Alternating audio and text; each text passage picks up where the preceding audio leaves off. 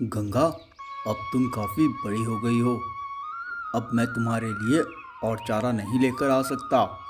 अब तुम जंगल में जाकर स्वयं ही अपना चारा और अपना मनपसंद चारा ढूंढकर खा सकती हो। पहाड़ियों के बीच बसे सीमापुर नाम के एक गांव में रमेश नाम का एक ग्वाला रहता था। रमेश के पास बहुत सारी गायें थी, लेकिन उसे सबसे ज़्यादा प्रिय गंगा थी। रमेश गंगा को अन्य सभी गायों के साथ जंगल में चरने के लिए भेज देता है। गंगा को जंगल में जाकर बड़ा ही आनंद आ रहा था, क्योंकि वहाँ उसे नए नए प्रकार का चारा खाने के लिए मिल रहा था। क्या बात है, ग्वाला ने तो मुझे कभी इतना लजीज चारा नहीं खिलाया। यहाँ आकर तो मजा ही आ गया। नया नया चारा देख गंगा बहुत ही विचलित हो उठी और अपने समूह से अलग हो गई। कुछ समय पश्चात जब गंगा ने अपने आसपास देखा तो उसे कोई गाय नहीं दिखाई दी।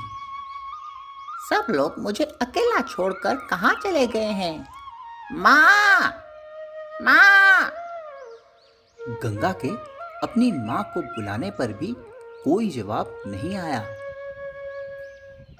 पास से ही गुजर रहा शेरखां गंगा की आवाज सुन लेता है और वहीं रुक जाता है। लगता है भोजन कहीं आसपास ही है, फिर क्यों कहीं दूर जाना। शेरखां धीरे धीरे गंगा की ओर बढ़ना शुरू कर देता है। झाड़ियों के पीछे हरकत देख गंगा डर जाती है और वहां से भागना शुरू कर देती है। किसी तरह शेरखां से बच बचाकर गंगा गांव में वापस आ जाती है। लालत है तुझ पर शेर खां, तेरे मुंह में आया शिकार तेरे हाथों से निकल गया। मैं भी प्रण लेता हूँ, मैं इस गांव के सभी जानवरों को खा जाऊंगा। गंगा डरती हुई हालत में रमेश के पास जाती है और उसे जंगल में हुई घटना के बारे में सब कुछ बता देती है। रमेश गंगा को छोटा बच्चा समझ उसकी बातों को टाल देता है।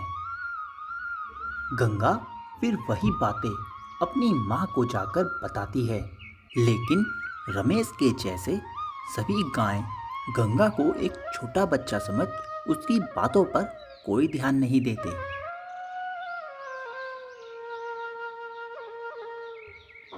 अगले दिन सभी गायें जंगल में घास चरने जाती हैं। शेरखां भी जंगल में झाड़ियों के पीछे छुप सभी गायों का इंतजार कर रहा था। मुझे मालूम था कि तुम लोग जंगल में वापस जरूर आओगे। लेकिन तुम्हें यह नहीं पता कि आज तुम में से कोई एक मेरा शिकार बनेगा।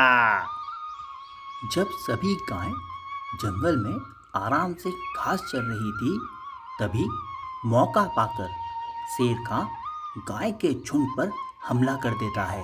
शेरखां के हमला करते ही सभी गाय इधर उधर तितर बितर हो जाती हैं, लेकिन एक गाय शेरखां के चंगुल में फंस जाती है। शेरखां, मुझे मत मारो, मुझे मत मारो। मेरे छोटे छोटे बच्चे हैं। वह अभी सिर्फ मेरा ही दूध पीते हैं। मुझे जाने दो। शेरखां के चंगुल से आज तक कोई नहीं बच पाया। तुम चाहती हो मैं तुम्हें जाने दूं? तू अपने बच्चों की चिंता मत कर। तेरे बच्चों को भी मैं तेरे ही तरह खा जाऊंगा। मैं तुमसे विनती करती हूँ शेरखां, मुझे मत खाओ। मेरे बच्चों का क्या होगा? मुझे मत खाओ। मैं तुम्हारे लिए कुछ भी करने के लिए तैयार हूँ। गाय की इतनी बात सुन शेरखां एक बार के लिए सोच में पड़ जाता है। तुम चाहती हो मैं तुम्हें छोड़ दूं? हाँ, अगर तुम मेरा एक काम करो तो मैं तुम्हारी जान और तुम्हारे बच्चों की जान बख्श सकता हूँ। हाँ हाँ शेर खां, मैं तुम्हारा कोई भी कार्य करने के लिए तैयार हूँ। बस तुम मुझे मेरे बच्चों के पास वापस जाने दो।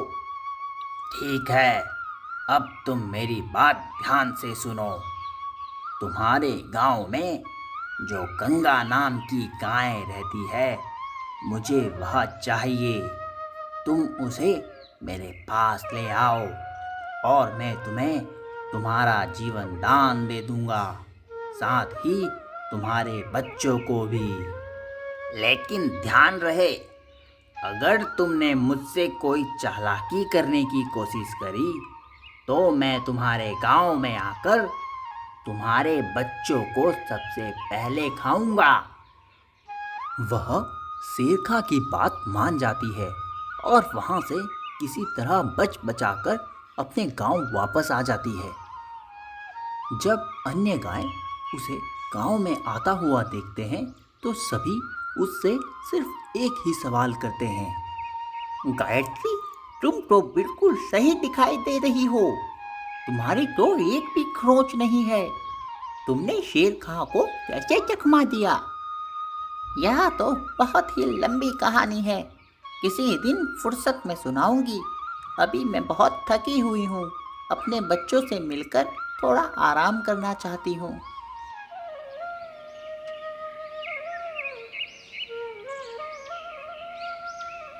अगले दिन जब सभी गायें जंगल में फिर से घास चरने जाती हैं तो गायत्री गंगा से घास चरने जाने के लिए कहती है। गंगा, क्या हुआ? तुम जंगल में घास चरने नहीं चलोगी? नहीं नहीं, मैं वहाँ नहीं जाऊंगी। वहाँ शेर है और कोई मेरी बातों पर विश्वास नहीं करता। नहीं गंगा, मैं करती हूँ तुम्हारी बातों पर विश्वास। वहाँ शेर है, लेकिन वह शेर शाकाहारी है। वह सिर्फ घास फूस खाता है हमारी तरह। क्या आप सच कह रही हैं? मैं बिल्कुल सच कह रही हूँ। मैं कल ही उस शेर से मिलकर आई हूँ। अगर तुम्हें मुझ पर विश्वास नहीं तो मैं आज उस शेर से तुम्हें मिला भी सकती हूँ। हाँ हाँ, क्यों नहीं। मैं तो शाकाहारी शेर से अवश्य मिलना चाहूँगी। मैं भी देखना चाहती हूँ कि वह शाकाहारी कैसे है। गंगा गायत्रियों की बातों में आकर उसके साथ जंगल की ओर निकल पड़ती है। सभी गायें एक झुंड बनाकर एक जगह आराम से लजीज घास का आनंद ले रही थी। तभी गायत्री गंगा से कहती है। गंगा, तुम्हें याद है ना, हमें शेर से मिलने जाना है। जी हाँ, मुझे याद है। चलो हम अभी चलते हैं। चलो चलते हैं। लेकिन अगर तुम्हारी मम्मी तुमसे पूछे कि तुम कहाँ जा रही हो, तुम अपनी मम्मी को कुछ नहीं बताओगी, वरना वह तुम्हें नहीं जाने देंगी और खामखा डर भी जाएंगी। गायत्री गंगा को अपने साथ लेकर शेर के पास वहीं पहुंच जाती है जहां शेर ने गायत्री को गंगा को लेकर आने के लिए कहा था। क्या हमें इस गुफा के अंदर जाना होगा? हाँ गंगा, हमें इस गुफा के अंदर जाना होगा। शेर इस गुफा के अंदर ही रहता है। वह तो घास खाता है। उसे कहो ना हमारे साथ आकर घास चरे। हाँ हाँ, क्यों नहीं गंगा, यह बात तुम उससे स्वयं कह लेना। चलो गुफा के अंदर चलते हैं, तुम उससे यह बात अपने आप बोल लेना। गायत्री गंगा को गुफा के अंदर लेकर चली जाती है।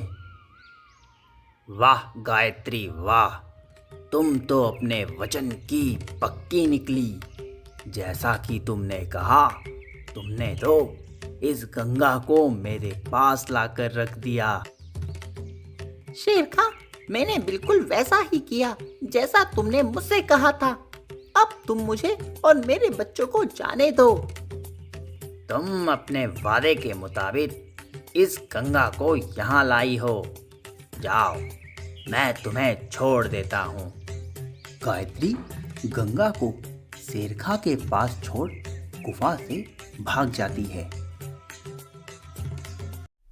वीडियो अच्छा लगा हो तो चैनल को सब्सक्राइब करके जरूर जाना। वह जो नीचे लाल कलर का बटन है ना, जिस पे सब्सक्राइब लिखा हुआ है, उसको तोड़ो मोड़ो कुछ भी करो, लेकिन बस उसको दबा के जाना।